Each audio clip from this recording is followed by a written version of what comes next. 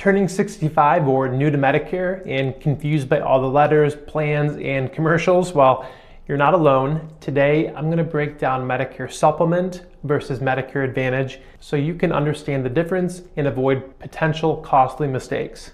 Hi, I'm Jack DeLude with Michigan Planners. Our team of Medicare specialists are here to help people understand Medicare options every single day. So when you enroll in Medicare, right, usually you end up choosing between one of two options or paths. Option number one would be joining Original Medicare with what's called a Medicare Supplement, also known as Medigap. The other alternative would be joining a Medicare Advantage plan. Both exist to cover what Original Medicare doesn't pay, and both options work very differently from one or another. A quick review for what falls under Original Medicare. We have Part A, right, which is hospital coverage or anything inpatient, right? And then Part B, which is doctor visits, outpatient care, and outpatient medical services. Those fall under Part B.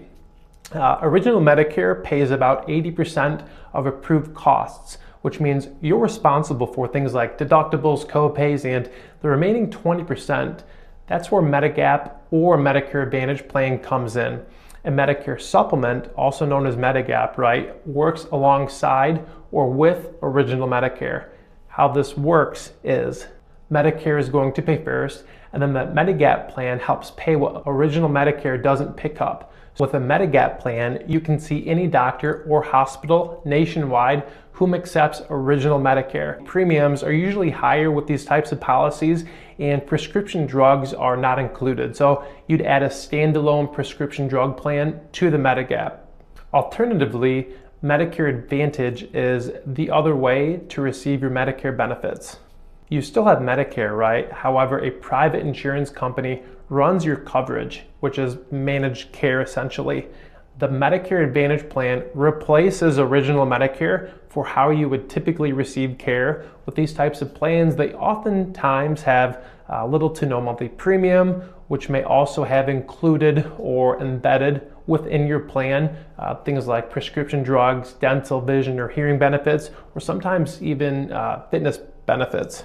With a Medicare Advantage plan, you must use a network of doctors and hospitals, and referrals sometimes may be required. Co-pays add up, right, as you seek or need care. This is managed care, so you pay co-pays as you seek care. And then, of course, these Medicare Advantage plans can and do change yearly, so keep that in mind each year during the annual enrollment period.